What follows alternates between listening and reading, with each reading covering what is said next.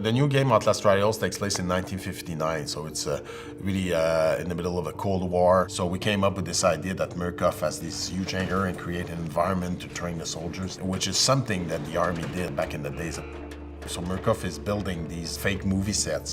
That drives most of the artistic direction visually. For example, these old Western movies, you would see just the facade of the saloon, but nothing on the other side of. So it's kind of the same idea. The job is to do the visuals of the games, modeling, lighting, whatever is related to what you're gonna see in terms of the environment.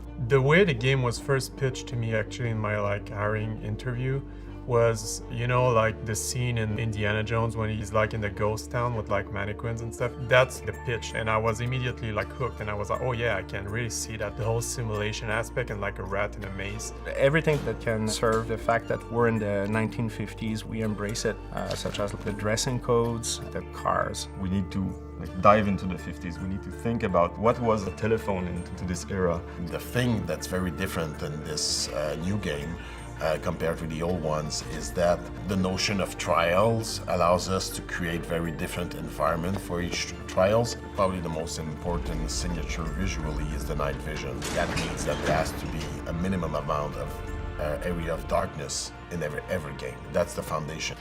Sometimes we kind of have to stretch the truth because night vision already existed by this point, but it was always very bulky designs.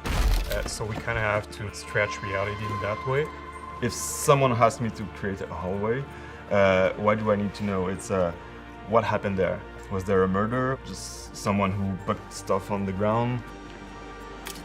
We spend a lot of time on the design of every object just to make sure it's as beautiful and as functional as it can be. Tous les répertoires d'objets qu'on trouve, par exemple, des radios. Qu'est-ce que c'est une radio des années 50? Moi j'ai répertorié plein de modèles au fil de mes recherches. Fait que quand j'ai besoin d'avoir une radio, je vais dans mon répertoire ici, puis j'en ai plein. We always try to go and get that kind of clunky feeling, that prototype feeling. It's really fun to do something that looks as dangerous for the enemies as it is for you. And that's a nice contrast with everything that is used by Murkoff Personal, where it's going to be way more clean, way more functional, way more finished. On a nos propres marques fictives qu'on a éparpillées un peu partout. Ici, j'ai le mur de médicaments de la pharmacienne. C'est d'aller chercher des marques qui n'existent pas, par exemple Dr Dallaire, ou j'utilise souvent ma petite marque qui s'appelle Spatelin. J'essaie de mettre les noms de chaque personne de l'équipe sur des props comme GF Duval, mais c'est GF Duval, Petrina. On est vraiment content quand les joueurs sont capables de connecter les dots parce que des fois, on va vraiment cacher des affaires dans des endroits impossibles. Patrice avait vendu un peu la mèche avec Spatelin.